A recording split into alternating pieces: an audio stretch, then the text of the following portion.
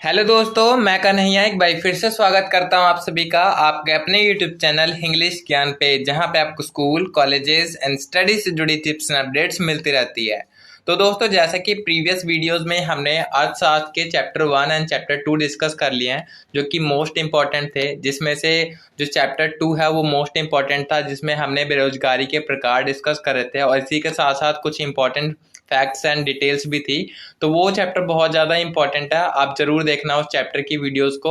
और आज के इस वीडियो में हम चैप्टर 3। तो बाकी अगर आप चैनल पे नए हैं तो चैनल को सब्सक्राइब करके हमारे साथ जुड़ सकते हैं, क्योंकि यहाँ पे आपको दिल्ली यूनिवर्सिटी से आने वाली प्रत्येक इन्फॉर्मेशन के साथ साथ DU BEd एंट्रेंस एग्जाम की प्रिपरेशन से रिलेटेड वीडियोज भी देखने को मिलती रहती है।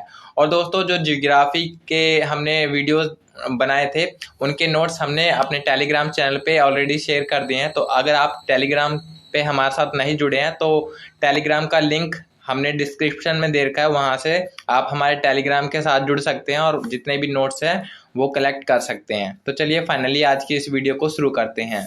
तो जो यहाँ पे पहला कॉन्सेप्ट है वो है हमारा सामाजिक वैज्ञानिक दृष्टि में निर्धनता का अर्थ क्या होता है।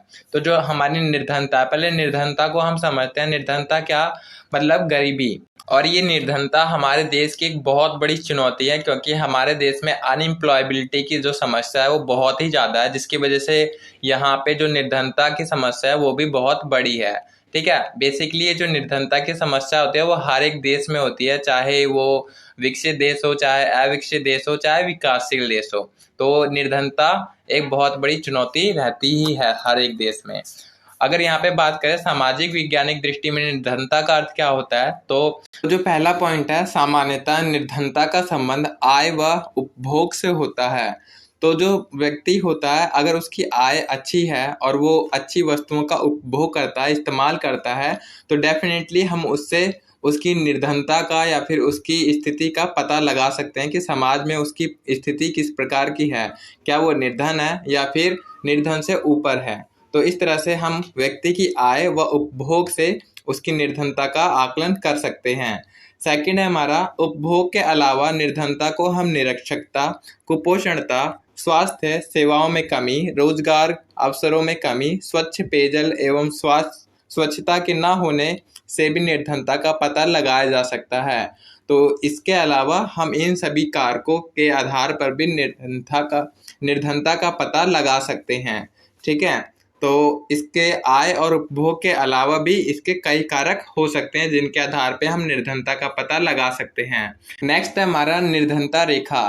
तो निर्धनता रेखा क्या होती है? जो हमारे उपभोग और आय की एक न्यूनतम स्तर होती है। अगर कोई व्यक्ति उस न्यूनतम स्तर से नीचे अपनी जीविका को चलाता है तो उसे हम निर्धन मानते हैं। तो ये एक निर्धनता रेखा सेट कर दी जाती है कि अगर कोई व्यक्ति इस न्यूनतम रेखा से भी नीचे है तो वो निर्धन है। अगर कोई व्यक्ति इस न्यूनतम स्तर से ऊपर है तो वो निर्धन से थोड़ा सा आगे है। ठीक है, वो निर्धन नहीं माना जाता है। जैसे हमारा जो गेहूं बढ़ता है, राशन बढ़ता है, तो उसमें जो भी हमारे BPL वाले कार्ड हैं या फिर और तरह के जो कार्ड होते हैं, तो उसके आधार पे भी हम निर्धनता रेखा का पता लगाते हैं कि कोई व्यक्ति समाज में उसकी क्या स्थिति है और कितना निर्धन है। ठीक है, फिर अगला है भारत में निर्धनता रेखा का निर्धारण आधार क्या होता है। तो पहला जो है वो है कैलोरी की आवश्यकता, कि अगर कोई व्यक्ति अपने दैनिक जीवन में 2400 कैलोरी से कम लेता है, यानी कि ग्रामीण क्षेत्रों में ये कैलोरी सेट करी गई है कि अगर कोई व्यक्ति 2400 कैलोरी से प्रतिदिन कम लेता है, कम उपभोग करता है, तो वो व्यक्ति निर्धन है। और यही शहरों में अगर व्यक्ति है कोई, और यही अगर कोई व्यक्ति शहर में रहता है और वो 2100 कैलोरी प्रतिदिन कम लेता है या 2100 कैलोरी लेता है, तो वो व्यक्ति निर्धनता की कैटेगरी में माना जाएगा। इसके अलावा आय होती है दूसरा स्रोत, जो कि निर्धनता का पता लगाने के लिए एक उपयुक्त साधन है। आय भी कैसे? तो व्यक्ति की प्रति माह होने वाली आय से हम व्यक्ति के निर्धन होने का पता लगा सकते हैं। जैसे कि मैंने ऊपर आपको बताया कि अगर एक हम न्यूनतम स्तर सेट कर दे कि व्यक्ति एक महीने में इतने रुपए कमाता है, तो वह निर्धनता से ऊपर होगा। अगर उसकी इस न्यूनतम स्तर से भी जो सैलरी है वो कम है, तो वो निर्धनता की कैटेगरी में माना जाएगा। तो इस तरह से हम कैलोरी की आवश्यकता और आय के आधार पर भी हम निर्धनता का पता लगा सकते हैं। ठीक है, नेक्स्ट है फिर आपका विश्व बैंक के अनुसार निर्धनता का अर्थ क्या होता है। तो विश्व बैंक की अपनी एक परिभाषा है निर्धनता को लेकर। उसका कहना है कि अगर प्रतिदिन $1.9 से कम पर जीवन निर्वाह करने वाले व्यक्ति हैं तो वो निर्धन कहलाएंगे। ठीक है, प्रतिदिन $1.9 से कम पर जीवन निर्वाह करने वाले व्यक्ति हैं तो वो निर्धन है। अब $1.9 लगभग आपके हो जाता है 170 रुपए के। ठीक है, सॉरी, 150 रुपए के लगभग आपका ये $1.9 हो जाता है। तो अगर कोई व्यक्ति अपने ऊपर $1.9 का भी खर्च नहीं कर रहा है रेगुलर बेसिस पे, तो वो व्यक्ति निर्धनता की कैटेगरी में माना जाएगा। ये है विश्व बैंक के अनुसार।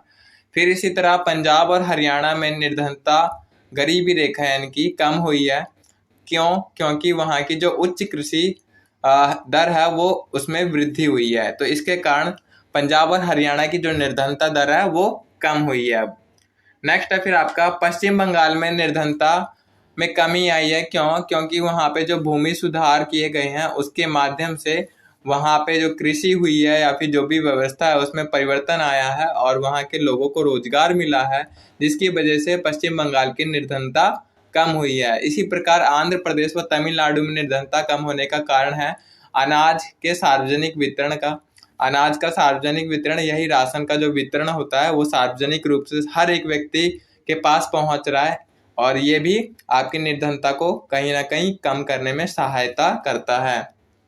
अगला है इसी प्रकार केरल में जो निर्धनता रेखा में कमी आई है वो है मानव संसाधन पर अधिक जोर देना, यानी कि जो लोग हैं उनको शिक्षित करने पर अधिक जोर देना, और जो कि बहुत इम्पॉर्टेंट भी होता है। अगर एक व्यक्ति शिक्षित है तो वो कभी भी निर्धन या फिर वो कभी भी बेरोजगार नहीं हो सकता है। ठीक, क्योंकि एक शिक्षित व्यक्ति किसी न किसी प्रकार से कुछ जुगाड़ लगाकर अपना भरण पोषण कर ही लेता है। तो इसलिए केरल में जो जिस पर बल दिया गया है वो है मानव संसाधन, और मानव संसाधन पर बल लेकर केरल में निर्धनता में कमी हुई है। इसके अलावा अगला है महात्मा गांधी राष्ट्रीय ग्रामीण रोजगार अधिनियम 2005 के अनुसार कौन कौन सी बातें कही गई हैं। तो ये है, इसका उद्देश्य ग्रामीण क्षेत्रों में आजीविका सुनिश्चित करना है। अगला है साल में कम से कम 100 दिन का रोजगार गारंटी अधिनियम ये देता है। अगला है 1/3 रोजगार महिलाओं के लिए सुरक्षित करता है। तो महात्मा गांधी राष्ट्रीय ग्रामीण रोजगार अधिनियम 2005 के तहत ये 3 बातें इंपॉर्टेंटली कही गई हैं। ठीक है, अगला है फिर आपका मानव निर्धनता से आप क्या समझते हैं। तो मानव निर्धनता, जैसे मानव निर्धनता से अभिप्राय ऐसे लोगों से जिनके पास अपने जीवन निर्वाह के लिए न्यूनतम स्तर की सुविधाएं भी प्राप्त नहीं है, जैसे स्वास्थ्य, शिक्षा, रोजगार, लैंगिक समानता, सुरक्षा और सम्मान। तो जिन व्यक्तियों के पास इनकी कमी है, जो जिन्हें इन सभी सुविधाओं का भी लाभ नहीं पहुंच रहा है, तो वो मानवता निर्धनता के अंतर्गत आते हैं, वो मानव निर्धन है। ठीक है, स्वास्थ्य, शिक्षा, रोजगार और लैंगिक समानता, सुरक्षा, सम्मान, ये सभी व्यक्तियों को मिलना आवश्यक है। ठीक है, नेक्स्ट आपका सामाजिक अपवर्जन। अब ये सामाजिक अपवर्जन क्या होता है। तो इस व्यवस्था के अंतर्गत जो समाज के निचले तबके के लोग होते हैं, जो कि पिछड़े हुए लोग होते हैं, तो जो सुविधाएं होती हैं, जो अवसर होते हैं, उन लोगों को नहीं मिल पाते हैं, जबकि जो समाज का शक्तिशाली वर्ग होता है, जो प्रबल वर्ग होता है, वो सभी उन सुविधाओं का लाभ उठाता है जो कि गरीब और छोटे तबके के लोगों को मिलना चाहिए था। इसी को हम सामाजिक अपवर्जन कहते हैं। जैसे जाति व्यवस्था में निम्न जातियों को मिलने वाली जो सुविधाएं होती हैं, बट किंतु कुछ भ्रष्टाचार के वजह से और कुछ हमारे सिस्टम में गड़बड़ी की वजह से वो सुविधाएं उन गरीब तबके के लोगों को नहीं मिल पाती हैं और वो अमीर तबके के लोग उसका लाभ उठाते हैं। तो इसे हम सामाजिक अपवर्जन कहते हैं। अगला है हमारा राष्ट्रीय काम के बदले अनाज कार्यक्रम के अंतर्गत कौन कौन सी बातें कही गई हैं। तो इसके अंतर्गत ग्रामीण निर्धनों की सहायता से जुड़ी योजनाएं चलाई गई हैं। इस कार्यक्रम के तहत राज्यों को खाद्यान्न निःशुल्क उपलब्ध कराया जाएगा, ये प्रावधान इसके अंतर्गत किया गया है। अगला है अंत्योदय अन्न योजना। इसके अंतर्गत यह योजना गरीबों के जीवन स्तर में सुधार लाने हेतु चलाई गई है। और इस कार्यक्रम के अंतर्गत क्या क्या प्रावधान किए गए हैं। तो गरीब परिवारों को भूमि आवंटित की जाएगी, बांटी जाएगी। सेकंड है आपका आवास घर निर्माण हेतु वित्तीय सहायता प्रदान की जाएगी। पशु के खरीदने एवं लघु उद्योग निर्माण हेतु आर्थिक सहायता आदि की जाएगी।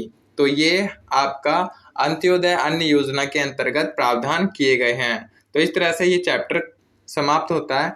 अब नेक्स्ट वीडियो में हम देखेंगे नेक्स्ट चैप्टर को। बाकी ये जितने भी नोट्स हैं ये सारे एनसीईआरटी से ही निकाले गए हैं, और ना जो अर्थशास्त्र होती है वो बहुत ही आसान और इम्पॉर्टेंट होते हैं, क्योंकि इसके जो कॉन्सेप्ट होते हैं बहुत ही अमेजिंग और अच्छे फैक्ट्स होते हैं जो कि हमें डेली बेसिस पे भी पता होने चाहिए। और बाकी इनकी पीडीएफ मैं आपको अपने टेलीग्राम चैनल पे सेंड कर दूंगा, तो आप हमारे टेलीग्राम चैनल के साथ ज़रूर से ज़रूर जुड़िएगा। So thank you very much for watching this video. मिलते हैं नेक्स्ट वीडियो में। Till the time you can subscribe our channel for getting more updates regarding DU B.Ed entrance exam preparation videos and regarding DU B.Ed entrance exam updates. So thank you so much once again. Bye bye. Have a nice day.